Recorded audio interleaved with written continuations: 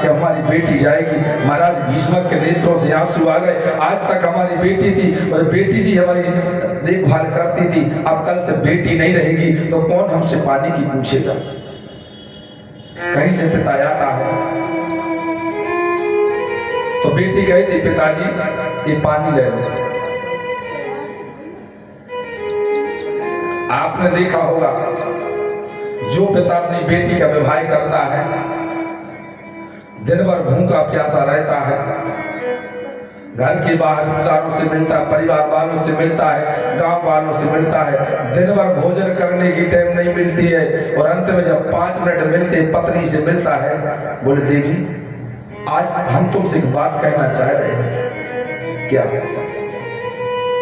इसलिए बात नहीं करता, एक दिन भर से बात नहीं की हमने। हे देवी तुमसे निवेदन है, आज हमारी बिटिया जो ले जाना चाहे उसे मना मत करना। आज सारे दरवाजे खोल देना, हमारी बिटिया जो ले जाना चाहे उसे दे देना,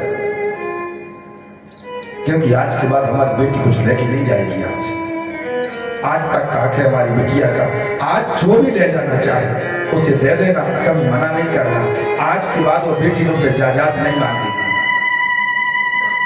पिता को वो याद आता है और आज महाराज बलराम ने देवर्षि नारद को बुलाया है और नारद से कहा नारद हमारे अंदर वो ताकत नहीं है कि महाराज भीष्मक से जाके कहें कि महाराज अब अपनी बेटी को विदा करो, आप अपनी बिटिया को विदा करो। नारद अब आपसे निवेदन है आप जाके महाराज भीष्मक से कहो आज महाराज भीष्मक अपने महलों में बैठे हैं। और जैसे देवर्षि नारद आए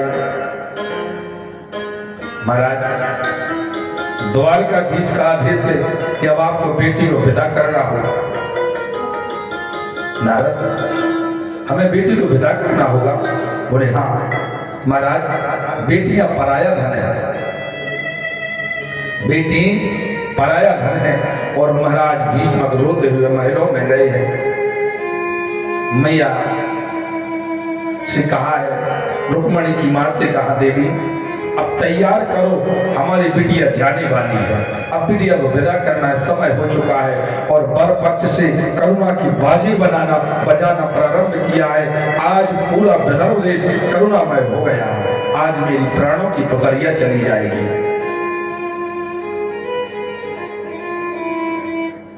रुक्मणी की सखियां मेहंदी लगा रही हैं। रुक्मणी की मां कहती बेटा आज मेहंदी लगा लो, आज के बाद तुम्हें इस समय पे हाथ नहीं मिलेंगे मेहंदी लगाने को। सखियां कहती रुक्मणी याद करोगी कि नहीं करोगी? रुक्मणी कहती है बहन भूलेंगे तो जब तुम्हारी याद नहीं जाएगी, 24 घंटा आप हमें याद रखो, आपकी याद आएगी। और आज महाराज भीष्मक ने पुनः आदेश किया है कि बिटिया को निकालो, बिटिया का समय होने लगा है, जाने का समय हो गया है। और महारानी ने आज बिटिया को जैसे आंगन में बाहर किया है। माँ को याद आ गई आज मेरा आंगन सूना हो जाएगा। हमारी बिटिया कभी ठुमक ठुमक के चला करती थी, हमारी बिटिया कभी ठुमक ठुमक के चला करती थी। और जैसे आज रुक्मणी की नजर पड़ी है, कहा पिता के ऊपर देखा है, आज मेरे पिता की कहीं पगड़ी झुकती नहीं थी, आज वही पिता महाराज बलराम के सामने पगड़ी नीची करके खड़ा है। बलराम हमारी बेटी पे कोई गलती हो जाए हमारी बिटिया को डांटना नहीं। मैंने बहुत दुखों से बेटी को पाला है, प्रत्येक पिता की कामना रहती है। और हमारे और मेरे बहन बेटियों से निवेदन है कभी भी ऐसा काम नहीं करना कि अपने पिता की पगड़ी संसार में नीचे झुक जाए। और जैसे महाराज भीष्मक ने आदेश किया है रुक्मणी विदा लेने को आई है। और ध्यान रखना भैया बिटिया विदा करती है मां से और चिंता है पिता की।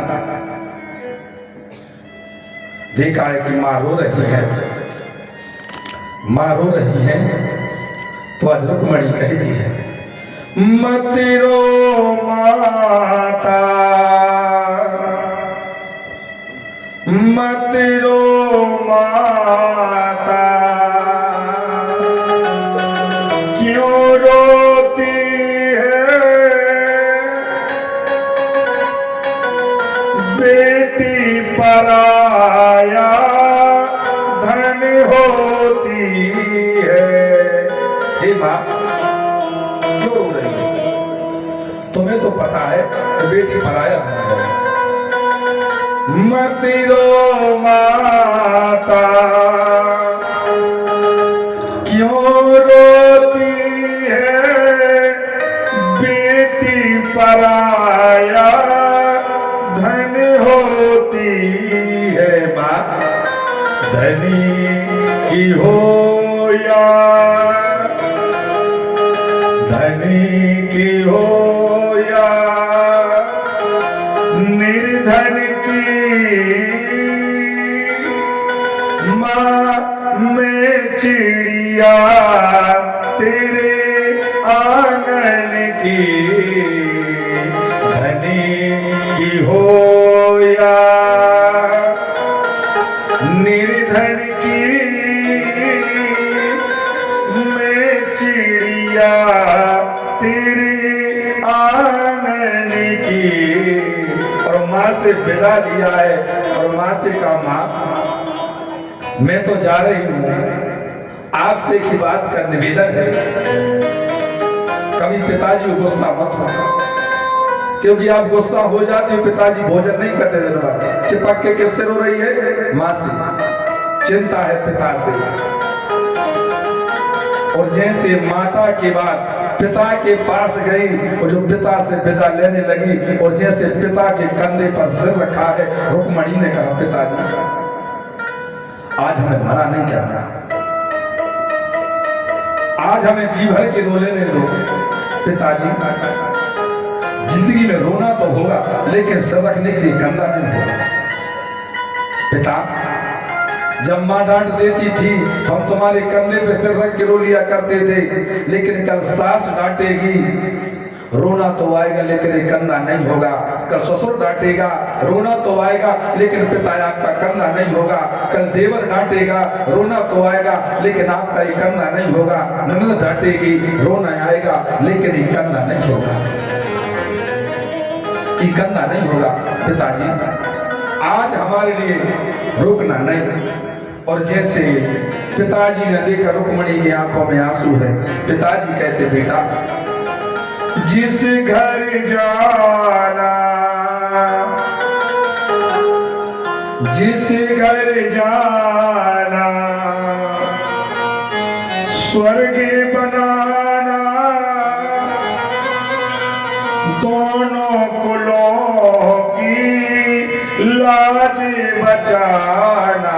बेटा जिस घर में जाओ स्वर्ग बना देना और दोनों परिवार की लाज बचाना।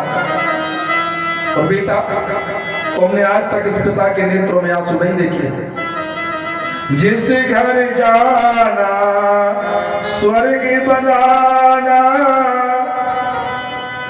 दोनों कुलों की लाज बचाना। तो है कसम बेटा, तो है कसम इन असुवन की, और तू तितली मेरी उपवन की। तो है कसम इन असुवन की, और तू तितली मेरे उपवन की। बेटा रो नहीं, तुम्हें रखूं असुओं की कसम है, तो ऐसा काम नहीं करना कि पिता का नाम नीचे हो जाए। मालूम है पिता को दुख कब होता है?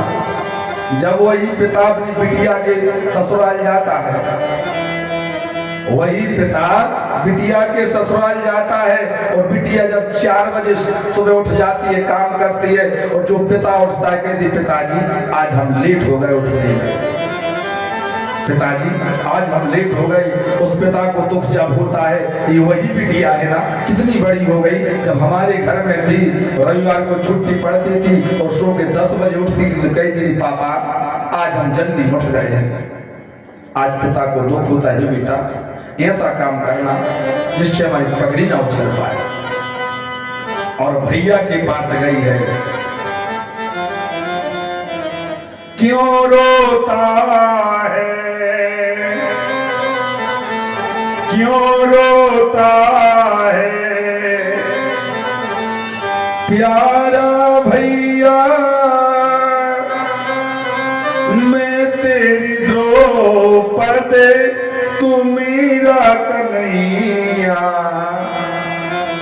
भैया रोना नहीं, तो है कसम, तो है कसम रक्षा बंधन की, और मैं गुड़िया तेरे आंगन की। भैया रोना नहीं। तो भैया तुमसे निवेदन है, तुम घर जल्दी आ जाना, क्योंकि तुम घर नहीं आते पिताजी को चिंता होती है। और जैसे भीष्मक जी महाराज ने अपनी बिटिया का हाथ पकड़ा और डोला की ओर ले जाने लगे, जो मुड़ के देखा तो मैया की दशा क्या है, और जो मैया के नेत्रों में आंसू देखे महाराज भीष्मक के मन में यहाँ भाव आ गया कि आज मेरा आंगन खाली होने को जा रहा है। वातावरण शांत, बिटिया विदा ले रही है। खुशी कब तक होती है भाई, कि जब तक बारात नहीं आई है। और जैसे बारात आ जाती है, चिंता एक ही सताने लगती है, बिटिया को विदा करना होगा। और महाराज भीष्मक कहते हैं, द्वारकाधीश को खड़ा किया है, और जैसे बिटिया को विदा को साइड किया, महाराज भीष्मक के मन का भाव है, रोना के झोना के बेटी, रोना के झोना के बेटी, मंडप पे ढोले बाबुल ने ले उठाए बले जो।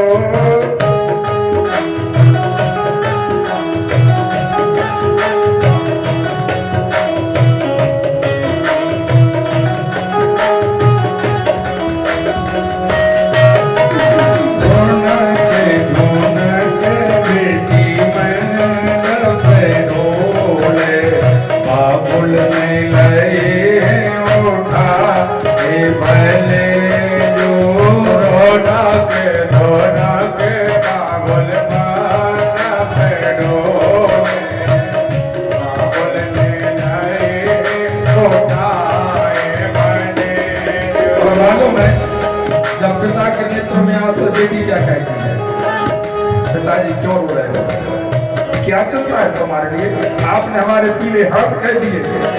पिताजी कहते बेटा पीले हाथ करने से कुछ नहीं होता, चिंता ये हो रही है। पाही के पूजूंगे राम के बाजे, ताही के नवल निशान भले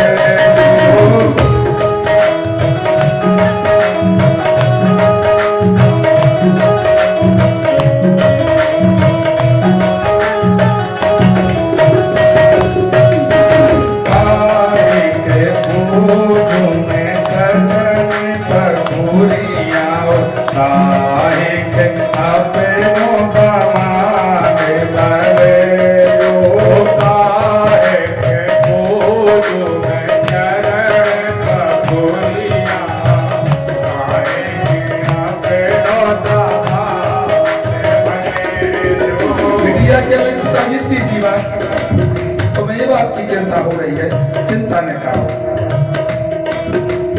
तकने से पूजो जी राम के बाजे, गोपियन नवल निशान बने।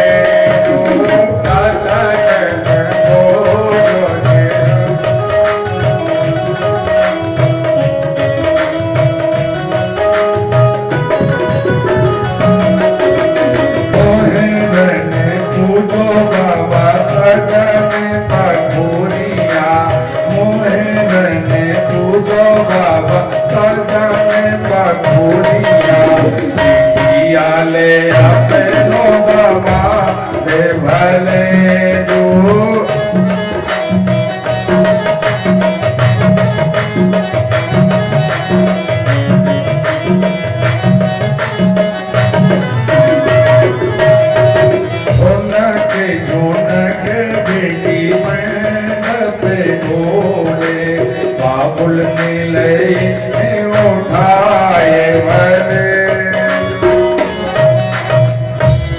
इतनी सी चिंता है। और जैसे पिताजी ने हाथ दिया है किसके हाथ में, द्वारकाधीश के हाथ में, इनके मन में भाव आया कि प्राणों से प्यारी मोरी, प्राणों से प्यारी मोरी, लाजे दुलारी, आज पराए घर जाए मोरे लाल। आज मेरी प्राण पुतरिया कहाँ पराए घर जा रहे हैं। और जैसे द्वारकाधीश के हाथ में हाथ दिया, मालूम है बिटिया ने पिता को मुड़ के देखा तो मालूम है बिटिया के मन में भाव रहा है। तो ध्यान रखना भैया, राग वो खराब है जिसमें राम नहीं है। राग वही जाम राम बसे, और ध्यान वही धरणी के धरे को, प्रीत वही जो निभे सदा। राग कौन है? जिसमें राम का नाम नहीं है। जिस गाने में जिसमें राम का नाम है वो राग खराब, राग वो खराब नहीं है। जहां राम नाम है वो अच्छा राग है। बेटी के मन का भाव क्या होता है? जब बेटी पिता को छोड़ के जाती है तो बेटी के मन में केवल एक भाव होता है, एक फिल्मी गाने का भाव है। मैंने कहा है कि राग वही जहां में राम बसे और ध्यान वही धरणी के धरे को। राग वो अच्छा है जिसमें राम का नाम है। उस बिटिया के मन का भाव क्या है? मैं तेरे बाबा, मैं तेरे बाहों के झूलों में पली बाबुल, मैं तेरे बाहों के झूलों में पली बाबुल, छोड़ के मैं जा रही तेरी गली बाबुल। खूबसूरत ये नजारे याद आएंगे, भूल के भी हम तुम्हें न भूल पाएंगे। मुश्किल मुश्किल मुश्किल दामन का छुपाना लगता है हम भक्तों का दिल दीवाना लगता है।